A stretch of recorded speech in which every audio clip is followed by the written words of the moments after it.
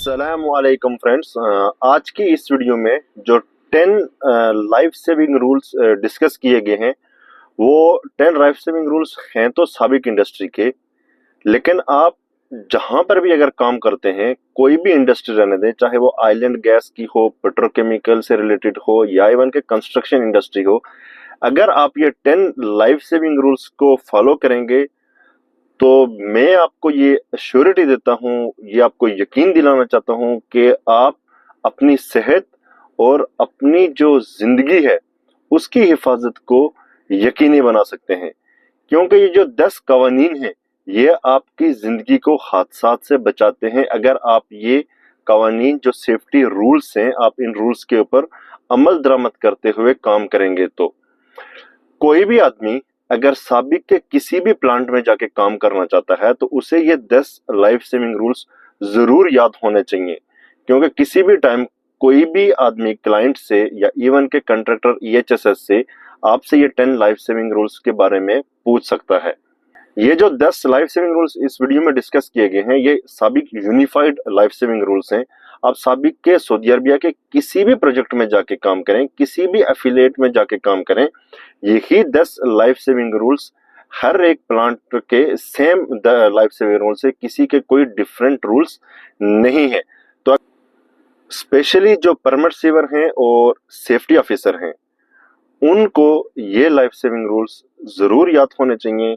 और मैं ये कह सकता हूँ कि कोई अगर सेफ्टी ऑफिसर काम कर रहा है या अभी इंटरव्यू स्टेज में है और वो इंटरव्यू देना चाहता है साबिक इंडस्ट्री के लिए, तो ये फर्ज है कि ये 10 लाइफ सेविंग रूल्स उसे याद होने चाहिए। अगर ये 10 लाइफ सेविंग रूल्स किसी सेफ्टी ऑफिसर को नहीं पता होंगे तो नामुमकिन है कि वो साबिक के किसी भी एफिलिएट का इंटरव्यू पास कर सके। तो इसलिए सेफ्टी ऑफिसर्स को स्पेशली ये 10 लाइफ सेविंग रूल्स जरूर याद होने चाहिए।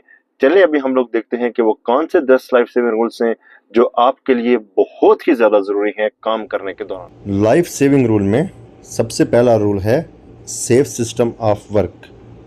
मीन्स आपके पास वैलिड वर्क परमिट होना चाहिए अगर आप कोई भी काम कर रहे हैं तो। दूसरे नंबर पे आता है कन्फाइंड स्पेस एंट्री। अगर आप कन्फाइंड स्पेस एंट्री में कोई भी काम कर रहे हैं तो आप अथराइज्ड होने चाहिए और कन्फाइंड स्पेस की जो रिक्वायरमेंट है वो कंप्लीट होनी चाहिए और कन्फाइंड स्पेस का वैलिड वर्क परमिट आपके पास अवेलेबल होना चाहिए। थर्ड नंबर पे आता है life saving rule safety eight height.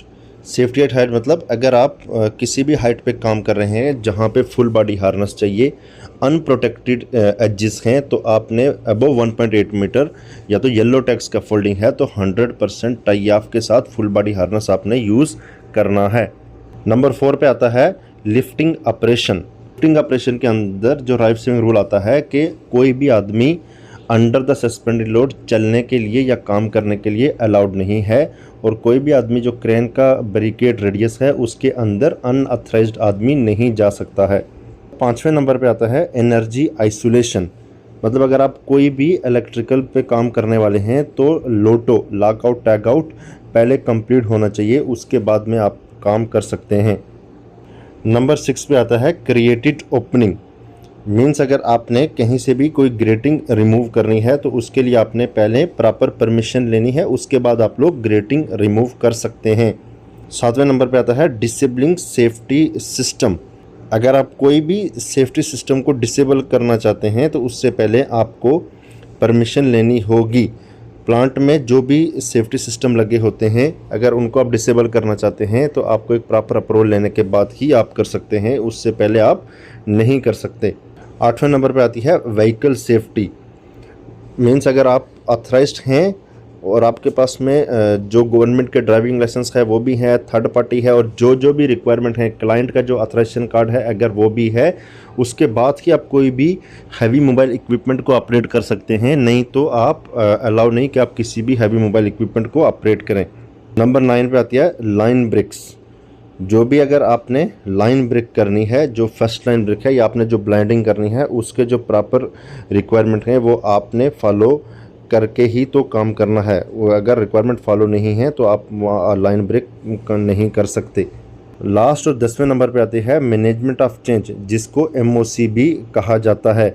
अगर आप कोई भी मैनेजमेंट ऑफ चेंज करना चाहते हैं, यानी कि अगर कोई पुराना जो एग्जिस्टिंग डिज़ाइन है उसमें अगर आपने चेंजेस करनी है तो प्रॉपर एमओसी अप्रूव करवा के ही आप लोग काम कर सकते हैं। विदाउट अप्रूव्ड एमओसी आप कोई भी काम नहीं कर सकते।